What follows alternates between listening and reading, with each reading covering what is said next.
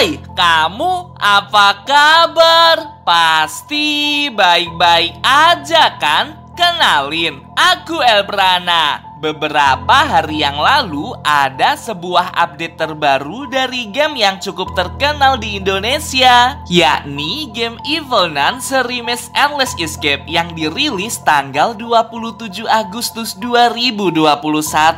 Karena aku penasaran, aku coba tuh menyelidiki kisah asli dari Evil Nun ini, sekaligus beberapa fakta mengerikan di dunia nyata yang mungkin menjadi referensi dari pembuatan game Evil Nun. Karena ada banyak sekali versi alur cerita dari series Evil Nun ini, Elprana akan coba rangkum dari berbagai macam versi yang paling masuk akal. Kita mulai dari Evil Nun seri kedua. Di sebuah desa yang terletak di Britania Raya, ada sebuah gereja katedral megah berdiri di tengah hutan. Suatu malam, para biarawati menemukan seorang bayi perempuan tergeletak di depan pintu gereja. Mereka melaporkannya ke kepala biara dan memutuskan untuk merawatnya. Saat memeriksa keranjang bayi itu, para biarawati menemukan secari kertas bernamakan Madeline dan juga sebuah tanda lahir di lengan tangannya. Tanda lahir ini cukup sensitif bagi pemuka agama karena berwujud seperti salib terbalik. Banyak biarawati yang enggan membiarkan bayi ini hidup di gereja karena dianggap sebagai utusan iblis. Tapi kepala biara tetap bersikukuh merawat bayi tersebut. Saat Madeline berusia 5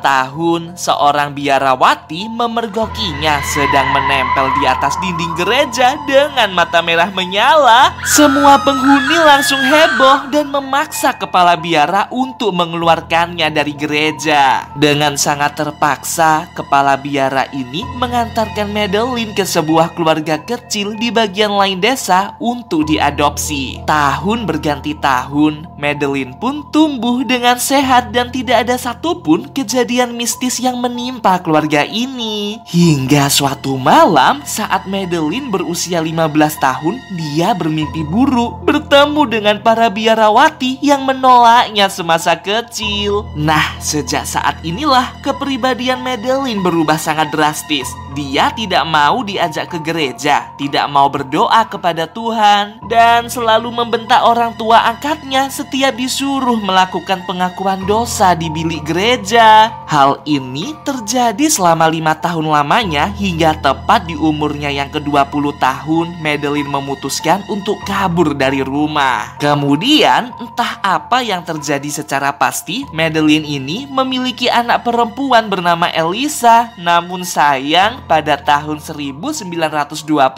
terjadi perang besar di Britania Raya hingga menyebabkan Elisa meninggal di rumahnya karena kebakaran. Madeline yang mengetahui hal ini langsung hancur. Dia sangat gak nyangka harus mengalami cobaan itu. Akhirnya dia pun memutuskan untuk mendekatkan dirinya ke Tuhan dengan mendaftarkan diri menjadi seorang biarawati. Madeline mengikuti pelatihan biarawati bertahun-tahun, mengikuti berbagai macam acara gereja, mengadakan perjamuan jemaat, dan juga menuntaskan pendidikannya. Setelah lulus, dia ditugaskan menjadi seorang guru kimia di sebuah sekolah yang terletak di utara Britania Raya. Walaupun Madeline telah menjadi pelayan Tuhan, dia tetap merasa hampa karena ditinggal mati oleh anak perempuan satu-satunya. Dia mencoba berbagai macam upaya untuk menghidupkan Elisa, mulai dari mempelajari ilmu alkimia, eksperimen menciptakan makhluk buatan, dan lain sebagainya. Namun tetap saja gagal.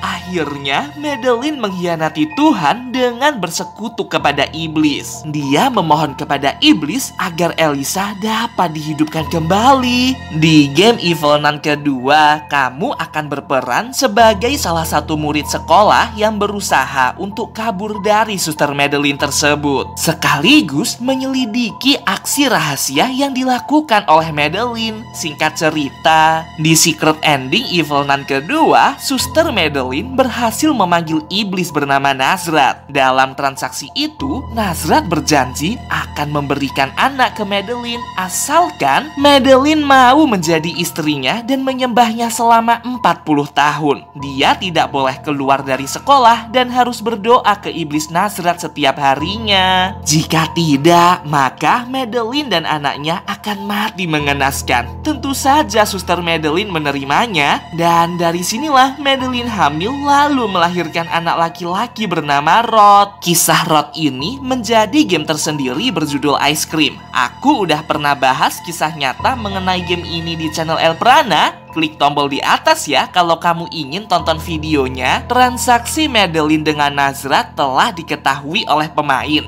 Madeline menumpahkan cairan ritual berwarna biru yang mengenai player secara permanen. Tahu nggak sih kalau tokoh utama di Evil Nun kedua ternyata adalah Mysterious Man yang menyelamatkan murid-murid sekolah di game Evil Nun pertama menggunakan balon udara. Itu loh sosok pria yang tidak memiliki sebelah kaki. Buktinya adalah kalau kamu melihat bagian tangan atau kakinya masih terlihat noda berwarna biru bekas cipratan cairan ritual. Urutan ceritanya tuh gini, Evil Nun kedua berlanjut ke Evil Nun Maze dan terakhir Evil Nun pertama. Di Evil Nun Maze yang baru-baru ini dirilis, cerita akan berfokus ke William Bismarck yang harus kabur dari Evil Nun agar tidak dibunuh. Evil Nun mengejarnya karena dia adalah satu-satunya pihak yang mengetahui aksi jahat Suster Madeline. Setelah tertangkap, dia dikirim ke Mr. Meat untuk dipotong kakinya. Itulah sebabnya William Bismarck di Evil Nun seri pertama digambarkan sudah dewasa dan tidak memiliki kaki. Ya ampun, kasihan banget ya William Bismarck ini. Aku nggak nyangka kalau ada biarawati sejahat Suster Madeline. Pantesan dia disebut sebagai Evil Nun. Dari kisah Evil Nun ini, penasaran nggak apakah di luar sana beneran ada biarawati yang sangat jahat? Setelah El Prana menyelidikinya lebih lanjut, ternyata beneran ada loh kisah nyata yang melatar belakangi dibuatnya game Evil Nun ini. Seperti biasanya, aku ingatkan terlebih dahulu kalau apa yang El Prana jelaskan di sini murni berdasarkan analisis pribadi dan juga dari teori-teori yang tersebar di internet. Aku tetap serahkan sepenuhnya ke kamu, boleh percaya, boleh juga tidak.